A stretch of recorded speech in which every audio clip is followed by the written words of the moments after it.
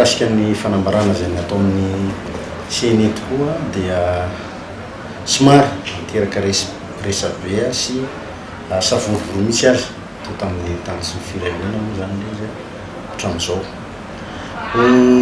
tsara fotsiny fantaratsika aloha satria samy tokony andraikitra ny tsirairay avy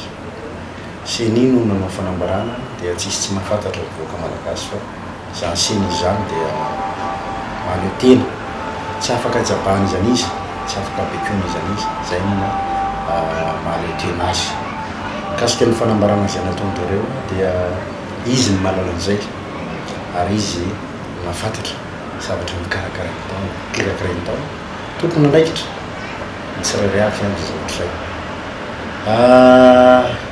ny tenanay moa dia anisan'ny namoana ny filoha pirenena amin'izao fotoana izao zay ilany-bahoaka dia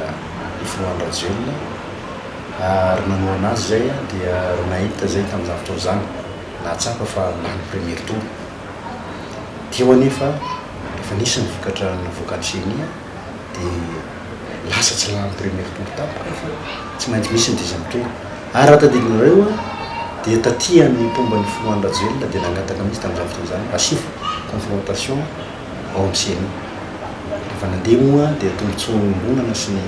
tombotsoan'ny firenena ary mba ialana ny korontana dia hoe laoara ekenany deuxième tour ho anay zany zavatra misy amin'izao fotoana izao zay ao amin'ny CNE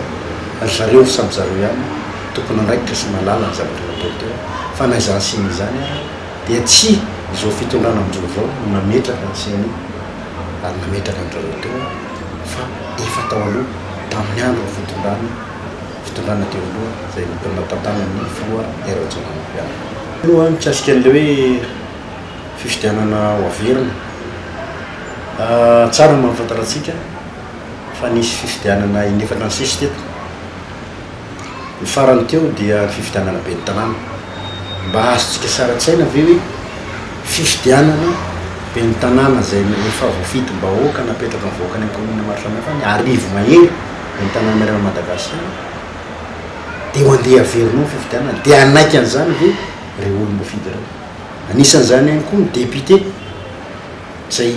efa niasa nandritra ny firy volana to amin'ny assemblée dia andeha averinao zany ary averinao fifidianana ary indrindrindra ny filoham-pirenena zay hitatsika fa efa miasa amin'izao fotoana izao dia ny filoham-pirenena fividy-bahoaka zany amatrahany vahoaka fitokisana mandritra amin'ny dimitaona dia andeha hoe tension tsy niavinao ho averina dia isy anaiky an'izany ve eto dia mety amin'ny vahoaka malagasy hoe zany zavatra manarak'izay ihany koa dia zao tsara manamarika atsika fa fifidianana araka ny teniko to hoe inefatra ny fifidianana andeha teto voalohany amin'izany dia fifidianana filoham-pirenena premier tour mandeha tsy nanaiky ry zareo dia nasina ny deuxième tour mbola resy ihany zareo mandeha fifidianana députation mbola resy ihany koa zareo mbola azo ny IRD maramesy nandeha ihany koa ny fifidianana be ny tanàna mbola maranisa ihany koa ny IRK dia andeha ho asino cinquième tour ve zany mitanjonanao ny cinquième tour tompoka dia ny fanatanterahana velorano ny filoha any Rajoelina aleo izy hiasa ao anatin'ny cinquième tour mandritra ny 5 taona anatanteraka ny velorano izy ary ity ny zavatra anankiray raha tiany mieritreritra zany hoe amerina fifidianana zany ary reo olona mitaky reo dia zao manana olo-boafidy zareo ao amin'ny be ny tanàna manana olo-boafidy izy ao amin'ny conseil municipal manana olo-boafidy izy ao amin'ny député mametrano nareo fialana dia nareo lahan'ireo mihitsy aloha miara mitaky miteny hoe efa nametra-pialamo zay ka mitaky izay amerenana fifidianana